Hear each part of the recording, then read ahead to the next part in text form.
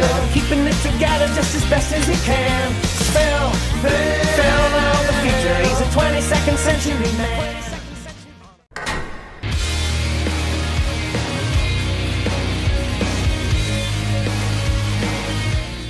What's going on, guys? Satsuki the Savage here, and today I'm going to be giving my final exam review of The Promised Neverland. This is the first final exam review on this channel. Now, if you don't know what I'm going to do with the series that I'm covering on this channel, at least with anime, I'm cutting out the episodic reviews, and instead I'm doing 3 types of reviews for each series. The first is first impressions, where of course I give my thoughts based on the first episode and I kind of try to guess which direction the series is going. The second is a midterm review, where wherever the half point is with the anime, I give my thoughts on the anime thus far. And then finally is the final exam review, what I'm doing right now, just giving my overall thoughts on the anime as a whole when it ends. So the first thing I want to do is address the manga readers, because if you get the opinions on somebody who has read the manga versus somebody who is an anime only with watching The Promised Neverland,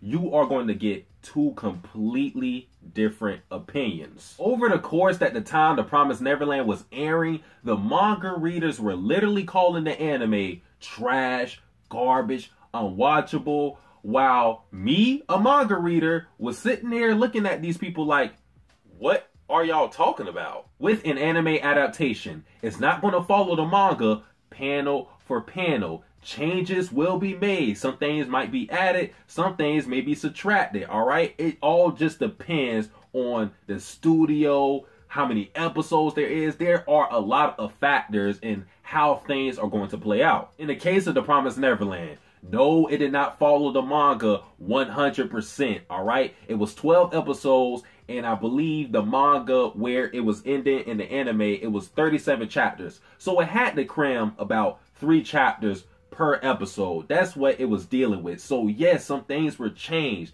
but that does not mean the anime was bad, because it could have been a lot worse. As prestige as the manga is for Berserk, the fans of that series are still waiting for a good anime adaptation. The last decent one was October 1997, a couple of months after I was born. And the reason why I bring up Berserk is because I want the fans of The Promised Neverland to appreciate what we got with the anime. And no, my philosophy isn't you should be happy that you got something, but I'm more of a person who believes just because that something isn't as great as you thought it was going to be, doesn't mean that you have to downplay it, because that's something that we got, which is the anime of The Promised Neverland, was still good. Not every anime adaptation is going to be Hunter x Hunter 2011 or Attack on Titan, alright? The main 2 complaints that I've seen is that The Promised Neverland anime cut out some of the dialogue and inner monologue that would have made scenes a lot better. And the second complaint that I've seen is that it didn't set the right tone.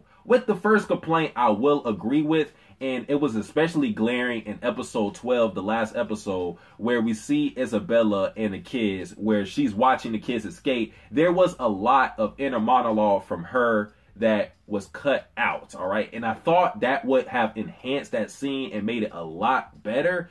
That didn't happen. I'm a little disappointed that it didn't happen, but I can't look at that scene and say it's garbage, it's bad. I still thought it was good. It just would have been a lot better if they would have kept some of the stuff that was in the manga. Addressing the second complaint about the tone of the series, this one I don't agree with, because I feel like from episode 1, the tone was well established. At the end of that episode, you have happy music playing. We think that Emma and Norman got off scot-free, and then the music completely stops. We get a close-up of Isabella, who has Connie's doll in her hand. From that point, I knew what The Promised Neverland anime was going to bring me. Another complaint I seen was the handling of Krone. People thought that she really broke the tone of The Promised Neverland because she was too over the top. And I'm here to tell you, although it's been a while since I read this arc in the manga, I don't think Krone was too over the top, because in the manga, she is very eccentric and she is out there. She's very outlandish. So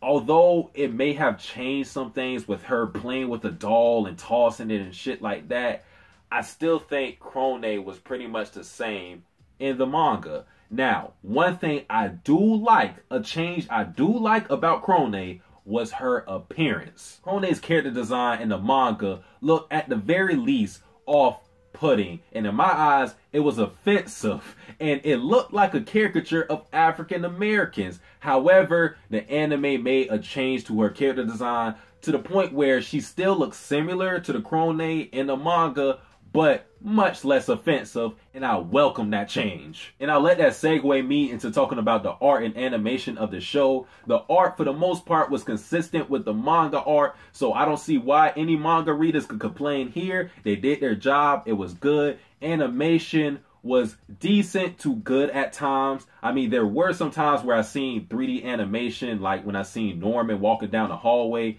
That was kind of jarring, but it didn't last that long, so it was all right. And for the last episode, I thought the animation was really good. But I think The Promised Neverland isn't really a series where your animation is going to get its shine, because it doesn't have many moments where the animation can flourish, all right? It's not that type of show. It's not a shonen where you're seeing fighting. For the most part, you're seeing these kids strategize and things like that. So, yeah, art and animation for the most part was decent to good. Talking about the music, I'm going to be honest here. I don't pay attention to the music in anime, especially when it comes to seasonal anime, so I don't have much to say here. I will say that I do like the song that Mother Isabella was singing, and I'm pretty sure they played that song in episode 1. That was a cool song, and I guess I can say that since I didn't really notice anything about the music, that could be seen as a good thing, because that means that nothing was really out of place and the tone was kept for the most part. I also forgot to add that the opening was some heat. I mean, do y'all hear that in the background? Y'all hear that shit? Y'all hear? Alright, let me stop. Talking about the story of The Promised Neverland itself, I feel like this is a series that not everybody will enjoy. It doesn't fulfill a guilty pleasure of having a fight every fucking episode. It's not that type of shonen. It's a lot of slow burning, a lot of thinking and strategizing on the kids' part. I will say I really enjoy the characters. Isabella is a great villain to me. I fucking love Isabella. Bella season is now over. I feel like Emma is a really good protagonist. It's not many times that you see a female protagonist, especially in shonen. And I'm pretty sure a season 2 of The Promised Neverland has been announced. So if you enjoyed season 1, be ready for season 2 in 2020. And the last thing I want to say is that overall, with The Promised Neverland, although this has been a stacked, and I mean a stacked 2019 winter season, The Promised Neverland managed not to be overshadowed by the other anime that, in my opinion, are better. It still made some noise, alright? So we had to give The Promised Neverland credit for that. Probably not going to be anime of the year, but it has been pretty damn enjoyable. But guys, that's pretty much it for this review. If you enjoyed this video, like, comment, subscribe. Satsuki the Savage, out.